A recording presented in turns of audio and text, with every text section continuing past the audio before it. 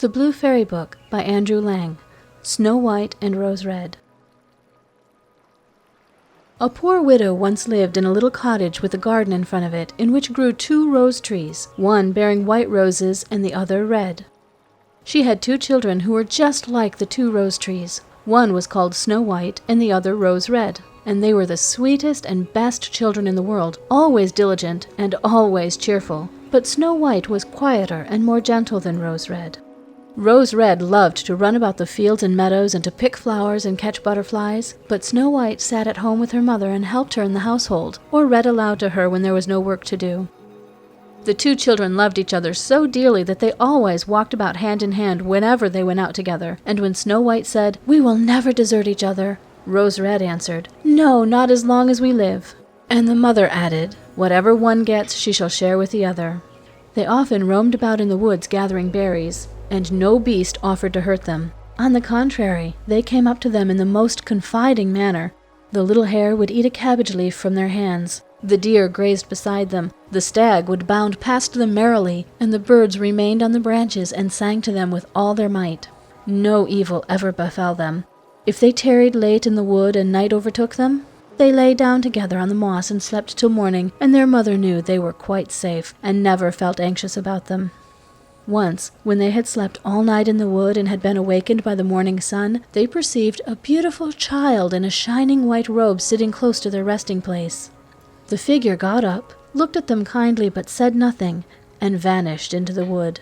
And when they looked round about them, they became aware that they had slept quite close to a precipice, over which they would certainly have fallen had they gone on a few steps further in the darkness. And when they told their mother of their adventure, she said what they had seen must have been the angel that guards good children. Snow White and Rose Red kept their mother's cottage so beautifully clean and neat that it was a pleasure to go into it. In summer, Rose Red looked after the house, and every morning, before her mother awoke, she placed a bunch of flowers before the bed, from each tree a rose. In winter, Snow White lit the fire and put on the kettle, which was made of brass but so beautifully polished that it shone like gold. In the evening, when the snowflakes fell, their mother said, "Snow White, go and close the shutters," and they drew round the fire while the mother put on her spectacles and read aloud from a big book, and the 2 girls listened and sat and span. Beside them on the ground lay a little lamb, and behind them perched a little white dove with its head tucked under its wings. One evening, as they sat thus cozily together, someone knocked at the door as though he desired admittance. The mother said, "Rose Red, open the door quickly. It must be some traveler seeking shelter." Rose Red hastened to unbar the door, and thought she saw a poor man standing in the darkness outside, but it was no such thing, only a bear who poked his thick black head through the door. Rose Red screamed aloud and sprang back in terror. The lamb began to bleat, the dove flapped its wings, and Snow White ran and hid behind her mother's bed. But the bear began to speak and said, "Don't be afraid, I won't hurt you. I'm half frozen, and only wish to warm myself a little." "My poor bear," said the mother, "lie down by the fire. Only take care you don't burn your fur." Then she called out, "Snow White and Rose Red, come out. The bear will do you no harm. He is a good, honest creature." So they both came out of their hiding places, and gradually the lamb and dove drew near too, and they all forgot their fear. The bear asked the children to beat the snow a little out of his fur, and they fetched a brush and scrubbed him till he was dry. Then the beast stretched himself in front of the fire and growled quite happily and comfortably. The children soon grew quite at their ease with him, and led their helpless guest a fearful life. They tugged his fur with their hands, put their small feet on his back and rolled him about here and there, or took a hazel wand and beat him with it, and if he growled, they only laughed. The bear submitted to everything with the best possible good nature. Only when they went too far, he cried, "Oh, children, spare my life! Snow White and Rose Red, don't beat your lover dead!" When it was time to retire for the night, and the others went to bed, the mother said to the bear, "You can lie there on the hearth in heaven's name. It will be shelter for you from the cold and wet." As soon as day dawned, the children let him out, and he trotted over the snow into the wood. From this time on, the bear came every evening at the same hour, and lay down by the hearth and let the children play what pranks they liked with him. And they got so accustomed to him that the door was never shut till their black friend had made his appearance. When spring came and all outside was green, the bear said one morning to Snow White, "Now I must go away, and not return again the whole summer." "Where are you going to, dear bear?" asked Snow White. I must go to the wood and protect my treasure from the wicked dwarves. In winter, when the earth is frozen hard, they are obliged to remain underground, for they can't work their way through. But now, when the sun has thawed and warmed the ground, they break through and come up above to spy the land and steal what they can. What once falls into their hands and into their caves is not easily brought back to light." Snow White was quite sad over their friend's departure, and when she unbarred the door for him, the bear, stepping out, caught a piece of his fur in the door knocker, and Snow White thought she caught sight of glittering gold beneath it, but she couldn't be certain of it, and the bear ran hastily away and soon disappeared behind the trees.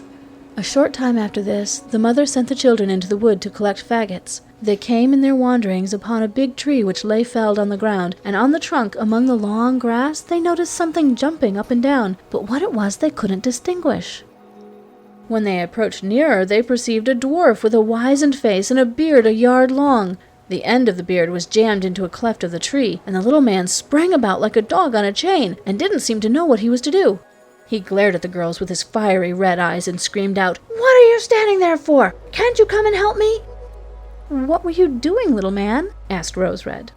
"You stupid inquisitive goose," replied the dwarf. "I wanted to split the tree in order to get the little chips of wood for our kitchen fire. Those thick logs that serve to make fires for coarse, greedy people like yourselves quite burn up all the little food we need. I had successfully driven in the wedge and all was going well, but the cursed wood was so slippery that it suddenly sprang out, and the tree closed up so rapidly that I had no time to take my beautiful white beard out. So here I am stuck fast, and I can't get away, and you silly, smooth-faced milk-and-water girls just stand and laugh. Ugh, what wretches you are!" The children did all in their power, but they couldn't get the beard out. It was wedged in far too firmly. "I will run and fetch somebody," said Rose Red. "Crazy blockheads," snapped the dwarf. "What's the good of calling anyone else? You're already too many for me. Does nothing better occur to you than that?" "Don't be so impatient," said Snow White. "I'll see you get help." And taking her scissors out of her pocket, she cut off the end of his beard. As soon as the dwarf felt himself free, he seized a bag full of gold which was hidden among the roots of the tree, lifted it up and muttered aloud, "Curse these rude wretches cutting off a piece of my splendid beard." With these words he swung the bag over his back and disappeared without as much as looking at the children again. Shortly after this, Snow White and Rose Red went out to get a dish of fish. As they approached the stream, they saw something which looked like an enormous grasshopper springing toward the water as if it were going to jump in. They ran forward and recognized their old friend the dwarf. "Where are you going to?" asked Rose Red. "You're surely not going to jump into the water." "I'm not such a fool," screamed the dwarf. "Don't you see that cursed fish is trying to drag me in?" The little man had been sitting on the bank fishing, when unfortunately the wind had entangled his beard in the line, which immediately afterward the big fish bit. The feeble little creature had no strength to pull it out. The fish had the upper fin, and dragged the dwarf toward him.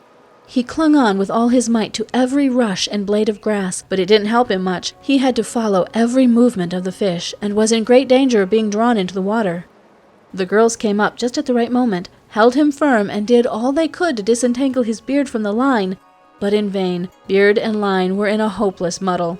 Nothing remained but to produce the scissors and cut the beard, by which a small part of it was sacrificed. When the dwarf perceived what they were about, he yelled to them, "Do you call that manners, you toadstools, to disfigure a fellow's face? It wasn't enough that you shortened my beard before, but you must now needs cut off the best bit of it? I can't appear like this before my own people. I wish you'd been in Jericho first."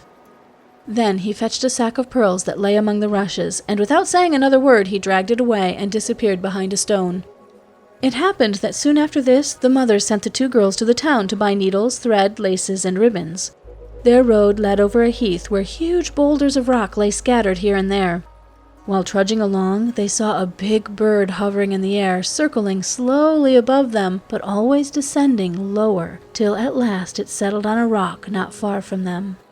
Immediately afterward they heard a sharp, piercing cry. They ran forward, and saw with horror that the eagle had pounced on their old friend the dwarf, and was about to carry him off.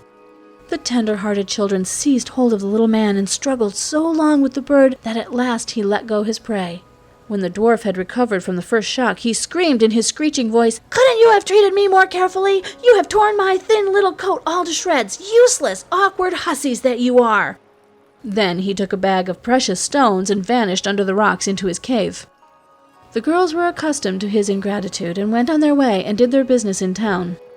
On their way home, as they were again passing the heath, they surprised the dwarf pouring out his precious stones on an open space, for he had thought no one would pass by at so late an hour.